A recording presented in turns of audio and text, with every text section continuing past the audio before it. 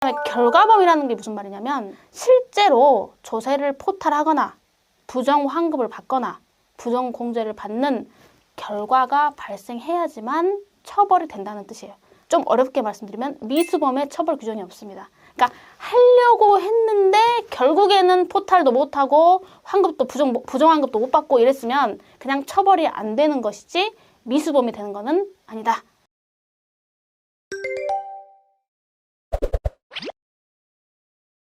안녕하세요. 나는 변호사다. 김세라 변호사입니다. 오늘은 이제 세금 관련해서 여러분들이 많이 궁금해하시는 조세포탈, 딱 이름만 들어도 느낌이 오시죠? 이 조세포탈의 유형, 조세포탈죄에서 문제 삼는 거는 크게 세 가지 유형이 있어요. 조세포탈, 부정환급, 부정공제. 이 세 개를 한꺼번에 조세포탈죄 이렇게 이제 설명하기도 합니다. 그래서 이제 조세포탈이라는 거는 납세 의무자가 내야 될 세금을 안 내거나 정당하게 산출된 세금보다 적게 납부하는 거. 이게 이제 조세포탈이고, 부정환급은 세금을 납부할 의무가 없는데 냈어요. 어떻게 하나 착오로 내게 됐어요. 또는 본인이 내야 될 세금보다 많이 내게 된 거예요. 이런 경우에는 이제 국가에서 그 부분을 돌려줘야 되잖아요. 환급을 해야 되는데 그 과정에서 뭔가 좀 부정한 방법을 써서 본인이 받아야 될 환급액보다 많이 받는 경우, 이게 부정환급으로서 조세포탈죄의 처벌 유형에 해당합니다. 그다음에 이제 부정공제라는 거는 납부할 세액을 산출하는 과정에서 법이 허용한 세액공제 제도를 악용해서 공제 요건이 되지 않음에도 공제받는 거. 이게 이제 부정공제에 해당합니다. 그러니까 내야 될 사람이 내야 될 세금보다 적게 내거나 세금을 아예 안 내버리거나 아니면 환급받는 과정에서 부정을 써서 더 많이 환급받거나 세액공제 요건에 해당하지 않음에도 거기서 좀 부정한 방법을 써서 공제를 받는다거나 이런 게 조세포탈죄의 행위 유형입니다. 이런 거에 이제 해당이 되면 처벌을 받게 되는데 처벌 수위는 2년 이하의 징역 또는 포탈 세액 등의 2배 이하에 해당하는 벌금형에 처해지는 것이 원칙인데 상습범의 경우에는 2분의 1 가중처벌되고요. 이제 참고로 포탈한 세액 등이 5억 원 이상일 경우에는 특가법이 적용돼서 조세범 처벌법에서보다 훨씬 가중처벌이 됩니다. 자, 그러면 요 조세포탈죄에서 좀 중요하게 봐야 될 것들을 볼게요. 이 조세포탈죄는 고의범이고 결과범이고 신분범입니다. 이렇게 말하면 좀 어려울 수 있는데 일단 하나씩 볼게요.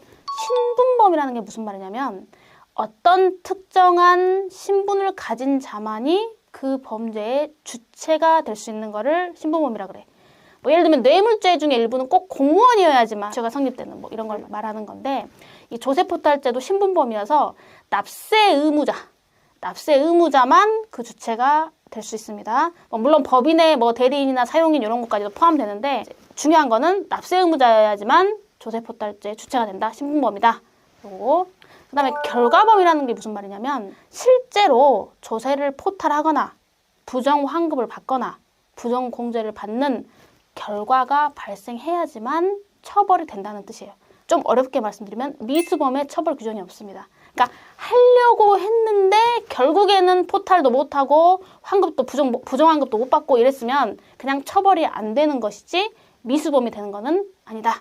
그래서 결과가 발생해야 된다. 여기까지 아시고 그 다음에 이제 고의범. 고의범이라는 거는 인식과 의사예요. 뭐냐면 내가 이 죄가 성립하는 모든 요건을 다 인식을 하고 그럼에도 불구하고 내가 이 죄를 실현하겠다는 의사를 가져야 된다. 그러다 보니까 기소까지 된 단계에서도 나는 고의가 없었다.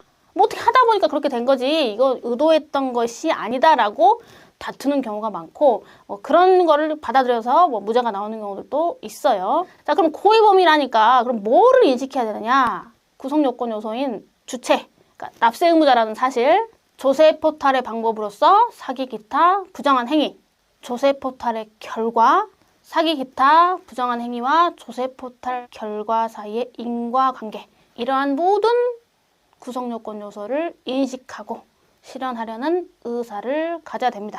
이러다 보니까 이런 사례가 있는 거예요. 법인의 대표자가 법인 자금을 횡령하는 과정에서 법인 장부를 조작한 거야.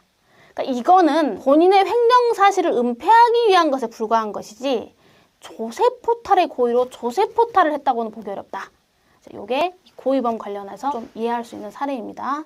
그다음에 이제 조세 포탈의 방법으로서 사기 기타 부정한 행위. 사실 사기 그 밖에 부정한 방법이 도대체 무엇이냐 개념화나 유형화하기가 쉽진 않아요. 쉽진 않아서 예전부터 판례들이 굉장히 많이 축적되어 있었는데 이번에 이제 조세범 처벌법이 개정되면서 유형을 법에서 열거를 했는데 이런 거예요.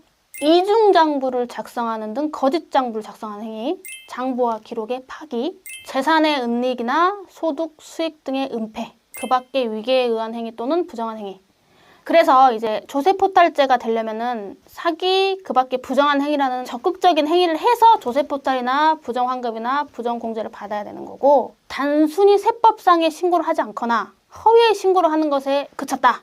그러면 또 이게 조세포탈죄로 보기 좀 어렵다. 이런 판례도 있습니다. 세금 누구나 싫습니다. 하지만 정당하게 해야 되겠죠. 공평하게. 네, 오늘도 이렇게 시청해 주셔서 대단히 감사합니다.